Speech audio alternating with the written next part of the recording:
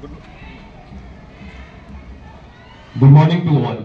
My name is Yajat Dhulia. I'm from class 11 PCB and today I'm here to speak on a very serious topic. Brothers and sisters of Bharat, sons and daughters of the tricolor, this is not a drill. This is not a passing headline. This is a test. This is the test of our strength, our unity and our identity. Our brave forces have not launched Operation Sindoor in arrogance but in response. In response to provocation and in response to deceit. We did not begin this conflict, but we will end it. Our skies hum with the might of Rafale, our borders held by lions in uniform, and our oceans guarded by the steel of Vikrant. This is not a show of force. This is a reminder that we are not a soft state. We are a sovereign fire. But while our soldiers break bullets, what do some among us do? Sit in AC rooms, typing essays on peace, whine on social media about how war is pointless while sipping teas paid for by this nation's security. Let me say this clearly. You don't need a uniform to serve your country, but you better stop sabotaging the ones who do.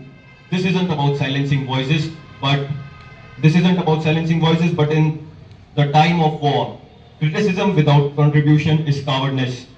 And cowardice is not a fundamental right. And to those who still doubt our need to strike first, let me ask you this. Would you wait for your house to burn before grabbing a bucket of water, or would you ask for a dialogue while a knife is held on your neck? Peace is sacred, but it does not mean surrender.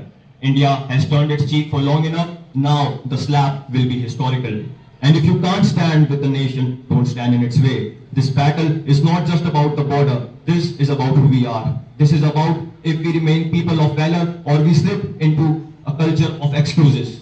So let us not be remembered as the generation that blinked. Let us be remembered as the one that rose under one voice, one flag, and one nation. We will not kneel, we will not hesitate, we will overcome. We are not fighting for land. We are fighting for dignity, and dignity is non-negotiable. And if it is war that they seek, so be it. Even if we have to drench our hands in the blood of enemy, we won't move back. Let the world hear, not just in our words, but in our unity. So let every street, every school, and every scream echo this truth. This is our soil, this is our blood, this is our battle. Nobody else is going to fight this for us. And if you still think neutrality is nobility, remember, history never remembers the fence-sitters.